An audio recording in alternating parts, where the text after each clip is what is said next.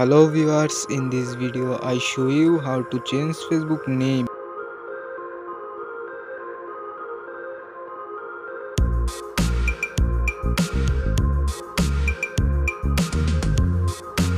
Scroll down and click setting and privacy. Click setting.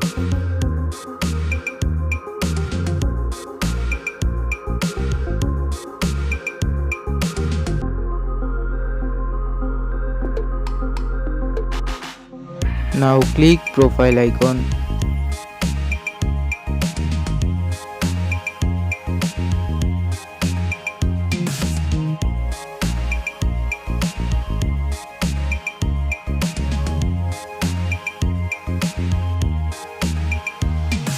Now type your nickname.